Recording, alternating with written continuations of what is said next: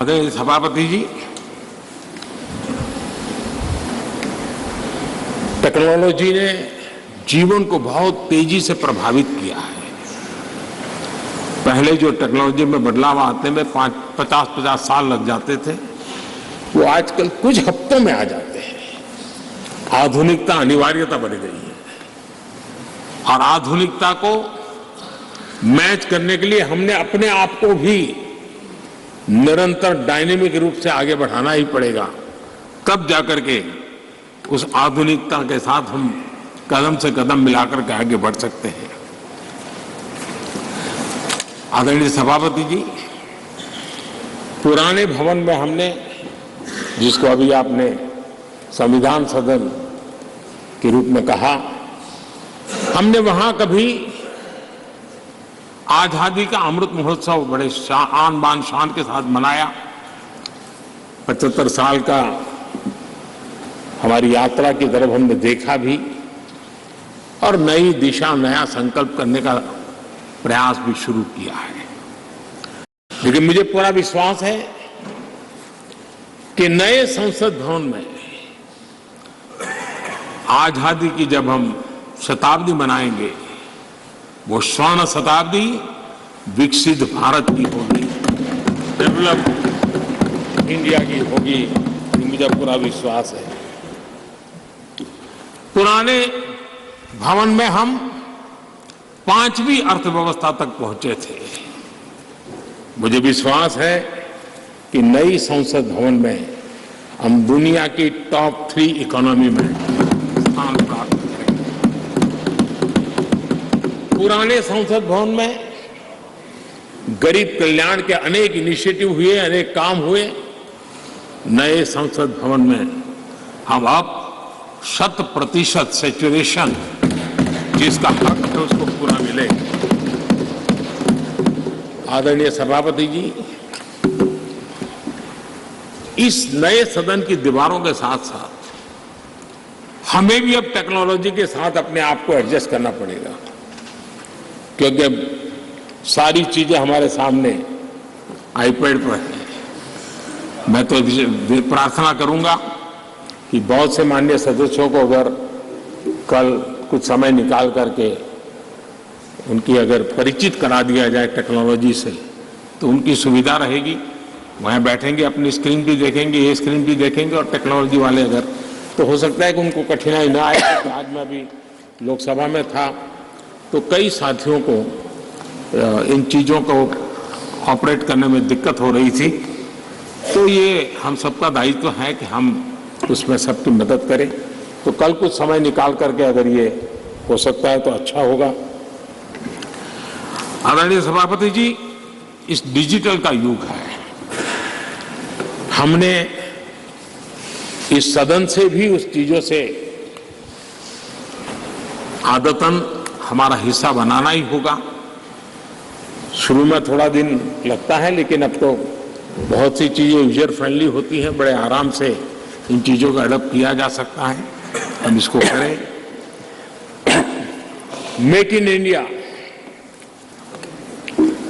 एक प्रकार से ग्लोबली गेम चेंजर के रूप में हमने इसका भरपूर फायदा उठाना है।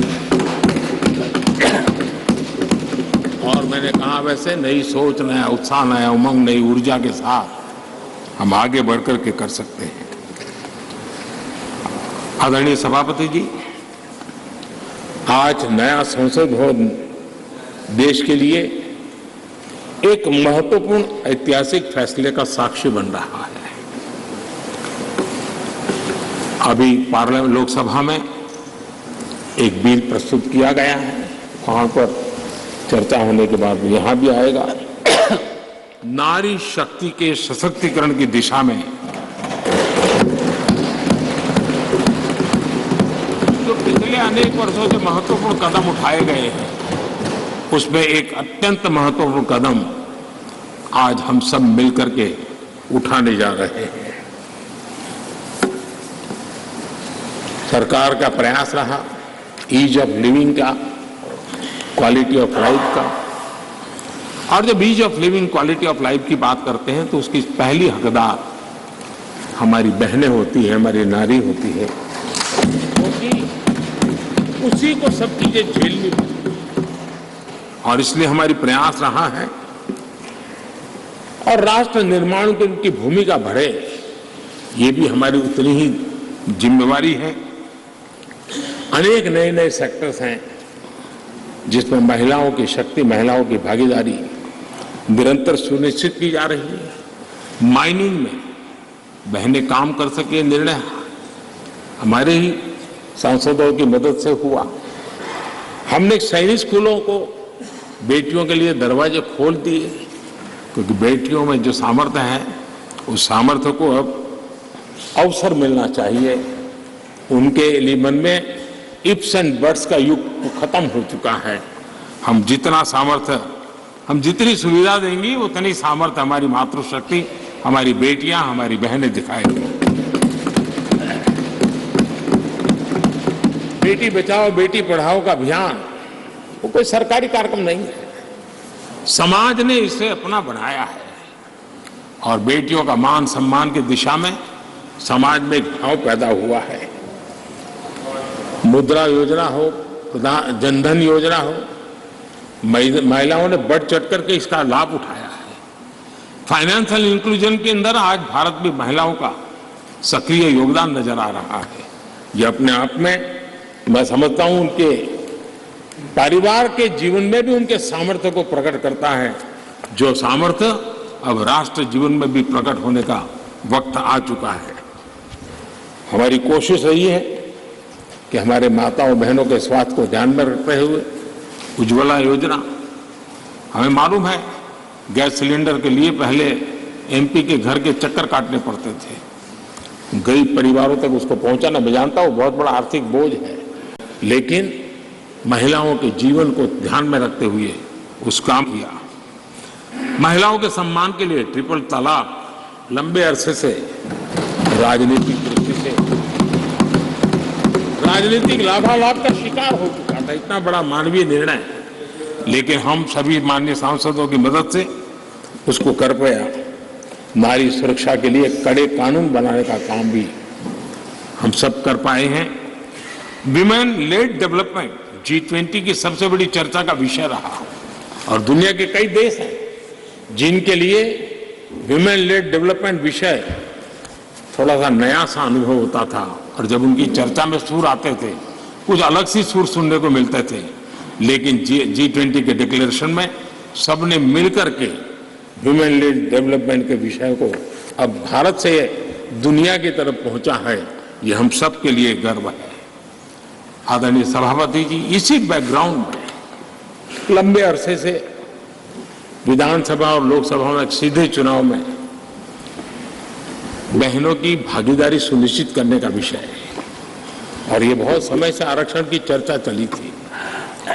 हर किसी ने कुछ न कुछ प्रयास किया है, लेकिन और ये 1996 से इसकी शुरुआत हुई है, और अटल जी के समय तो कई बार बिल लाए गए, लेकिन नंबर कम पड़ते थे, कुछ उग्र विरोध का भी वातावरण रहता था, एक महत्वपूर्ण काम करने में काफी असुविधा होती थी। लेकिन जब नए सदन में आए हैं, नया होने का एक उमंग भी होता है, तो मुझे विश्वास है कि ये जो लंबे अरसे से चर्चा में रहा विषय है, अब इसको हमने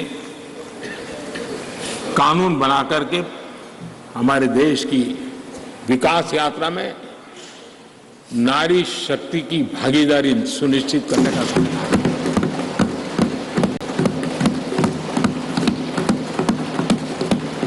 और इसलिए नारी शक्ति बंधन अधिनियम, नारी शक्ति बंधन अधिनियम संविधान संशोधन के रूप में लाने का सरकार का विचार है, जिसको आज लोकसभा में रखा गया है। कल लोकसभा में इसकी चर्चा होगी और इसके बाद राज्यसभा में भी आएगा। मैं आज आप सबसे प्रार्थना करता हूं कि एक ऐसा विषय है जिसको अगर हम सर्वसम्मति से आगे बढ़ाएंगे तो सच अर्थ में वो शक्ति अनेक गुना बढ़ जाएगी।